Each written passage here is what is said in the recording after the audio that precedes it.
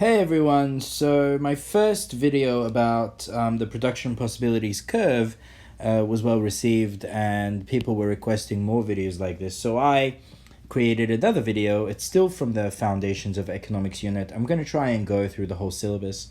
This is a paper 1 part A practice question that I came up with, and it's about the circular flow of income model. The question is, using a diagram, explain how the circular flow of income model shows interdependence between economic decision makers interacting and making choices in an economy. This is a typical 10-mark question from paper 1 part A, so you should aim to respond to this question in about 30 minutes. So, step 1 in a paper 1 part A question is to write an introductory and definitions paragraph. This is step 1. I would construct something like, in order to address the demands of this question, a few key terms need to be defined. The circular flow of income model is defined as so and so and so. Interdependence is defined as so and so and so. It would appear to me that these are the two key terms that require definition. Try not to define more than 2 or 3 key terms maximum, because you don't actually receive more marks the more definitions you write. This is just to signal to the examiner that you understand what these key terms mean. What the examiner is looking for is how well, accurately, or effectively you're using those key terms rather than your ability to define them. Step 2, in my opinion here, is to go right ahead and draw and label the diagram fully. So I drew the diagram here. I've got the household sector, the business sector. The households are the owners of the factors of production. So the businesses basically employ the factors of production. They rent them out or they buy them from the households, and in return, households receive income. Businesses take those factors of production, produce output of goods and services. Households take that income and they spend it on the goods and services, expenditure on goods and services. I also added the banking sector, the government sector, and the foreign sector. Now, I gave this diagram a label, figure 1, so that I follow it up by an explanation of the diagram, and I'll show you how in the next slide.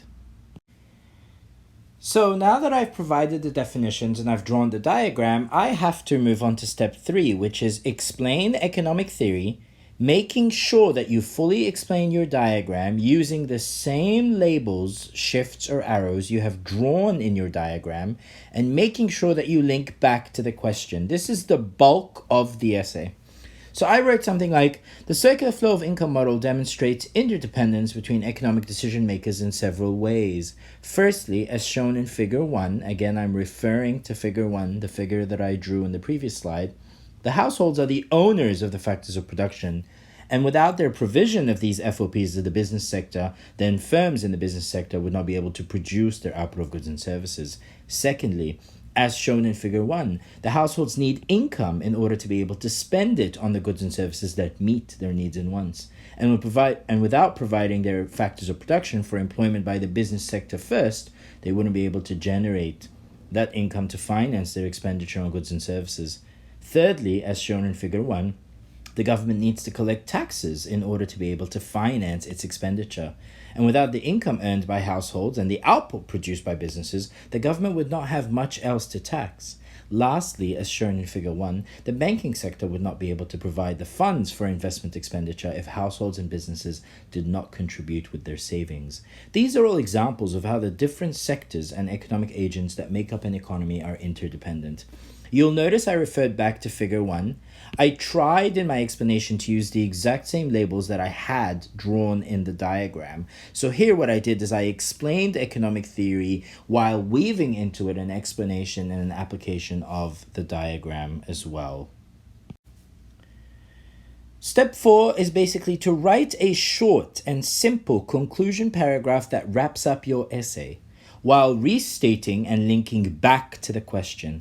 This is where you have to make sure you have understood and addressed the specific demands of the question. So I wrote a conclusion paragraph like, to conclude, the circular flow of income model shows interdependence between economic decision makers interacting and making choices in an economy because it demonstrates how an economy is a very complex system and all components of the system rely on each other, such as how households rely on the business sector for employment to generate the income they need to finance their expenditure on goods and services. This is a conclusion paragraph that basically restates the question, as you can see here, where it says shows interdependence between economic decision makers. I borrowed this sentence directly from the question.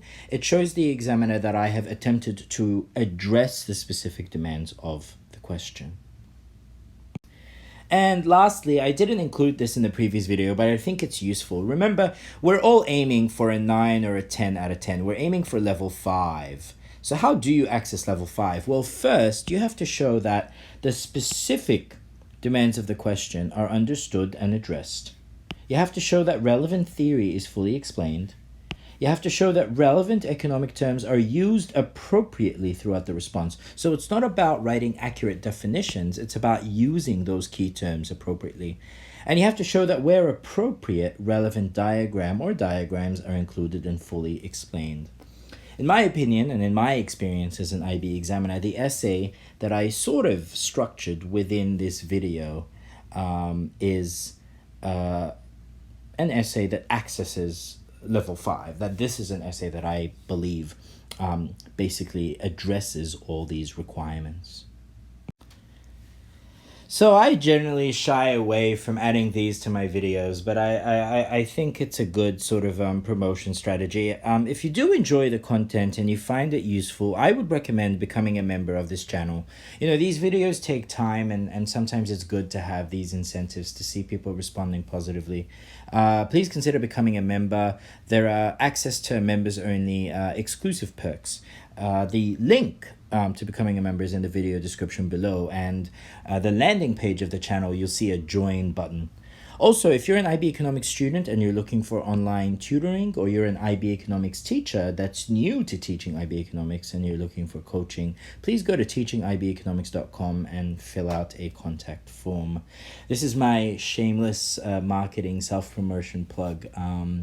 Thank you very much, and I hope you found this video useful. And please like, comment, share, subscribe. Let me know what kind of videos you want me to create. I'm happy to put out content that is helpful for you guys. Have a great rest of your day.